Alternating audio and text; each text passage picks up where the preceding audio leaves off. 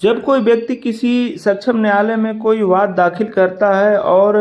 न्यायालय के समक्ष वाद दाखिल करने पर उस न्यायालय द्वारा उस मुकदमे में दिए गए स्थगन प्रार्थना पत्र के क्रम में बिना प्रतिवादी को सुने यानी दूसरे पक्ष को बिना सुनवाई का अवसर दिए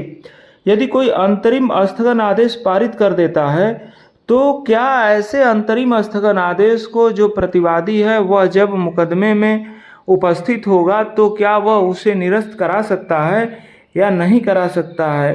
क्या बिना सुने विपक्षी को एक पक्षी रूप से स्थगन आदेश पारित किया जा सकता है? तो और यदि आज तक आपने हमारे चैनल को सब्सक्राइब न किया हो तो ऐसी ही जानकारियों के लिए कृपया हमारे चैनल को सब्सक्राइब करें। तो यह निर्भर करता है मामले की परिस्थितियों के आधार पर कि उस मामले की परिस्थितियां क्या हैं, और उस मामले की परिस्थिति में अगर ये न्यायालय के समक्ष ये साबित हो जाता है कि नहीं स्थगन आदेश यानी अंतरिम आदेश पारित किया जाना जरूरी है, तो वह न्यायालय एक पक्षी रूप से भी स्थगन आदेश पारित कर सकता है। और अब आते हैं, जब विपक्षी आता है उस मुकदमे में तो क्या वह एक पक्षी रूप से जो स्थगन आदेश पारित किया गया है उस अंतरिम स्थगन आदेश को अपास्त करने के लिए यानी उस स्थगन आदेश को निरस्त करने के लिए कोई प्रार्थना पत्र प्रस्तुत करता है, तो न्यायालय इस पर क्या उस स्थगन आदेश को निरस्त कर सकता है या नहीं कर सकता है? तो इसके संबंध में एक विधि व्यवस्था आई श्री किशन बनाम divisional commissioner Agra 2002 AWC page 751 में। इस विधि व्यवस्था में ऐसा ही प्रश्न उठाया गया कि वादी द्वारा बिना प्रतिवादी को सुने एक स्थगन आदेश हासिल कर लिया गया था, और जब प्रतिवादी उस मुकदमे में उपस्थित हुआ तो उसके द्वारा उस एक पक्षी स्थगन आदेश को वापस लेने के लिए प्रार्थना पत्र प्रस्तुत किया गया। उसमें कहा गया कि जहाँ पर जिस मामले में अगर एक पक्षी रूप से कोई स्थगन आदेश पारित किया गया है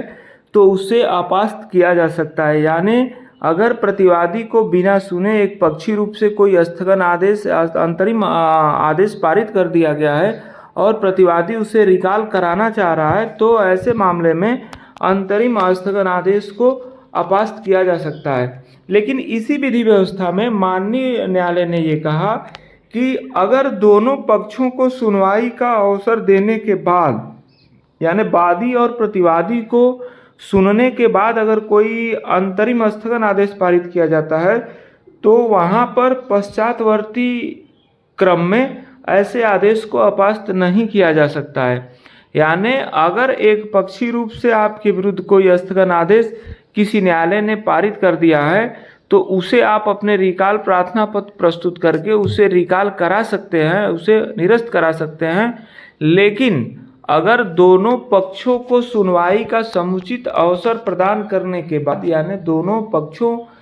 को सुन करके अगर कोई स्थगन आदेश पारित हुआ है तो उस स्थगन आदेश को वापस नहीं लिया जा सकता है। ऐसा श्री किशन बनाम डिविजनल कमिश्नर आगरा की विधि व्यवस्था 2002 AWC पेज 751 में ये विधि व्यवस्था दी गई है, जिसमें ये कहा गया है कि अगर अंतरिम स्थगन आदेश जो पारित किया गया है वह एक पक्षी रूप से अगर पारित किया गया है तो ऐसे अंतरिम आदेश को अपास्त किया जा सकता है प्रतिवादी के आवेदन पर। लेकिन जहां उभय पक्षों को सुनवाई के बाद कोई अंतरिम स्थगन आदेश पारित किया गया है तो वहां पर पश्चातवर्ती क्रम में ऐसे आदेश को अपास्त नहीं किया जा सकता है। तो अगर आपके भी किसी मुकदमे में किसी न्यायालय द्वारा अगर कोई स्थगन आदेश एक पक्षी रूप से पारित कर दिया गया हो तो उसे रिकॉल कराने के लिए आप उसी सक्षम न्यायालय के समक्ष रिकॉल एप्लीकेशन फाइल कर सकते हैं, और उस रिकॉल एप्लीकेशन में उन परिस्थितियों का और उन साक्ष्यों का भी आपको जिक्र करना होगा जिन परिस्थितियों और जिन साक्ष्यों के आधार पर आप उस स्थगन को रिकॉल कराना चाह रहे हो, उस आदेश को रिकॉल कराना चाह रहे हो, और ऐसे सभी साक्ष्यों को भी न्यायालय के समक्ष आपको रखना होगा। और उस प्रार्थना पत्र के समर्थन में एक शपथ पत्र भी आपको न्यायालय के समक्ष प्रस्तुत करना होगा, जिस पर सुनवाई करने के उपरांत एक पक्षी स्थगन आदेश को न्यायालय वापस ले सकता है। यदि साथियों अगर आपने हमारे चैनल को अब तक सब्सक्राइब न किया हो तो ऐसी ही जानकारियों के लिए हमारे चैनल को ज़रूर सब्सक्राइब करें। धन्यवाद।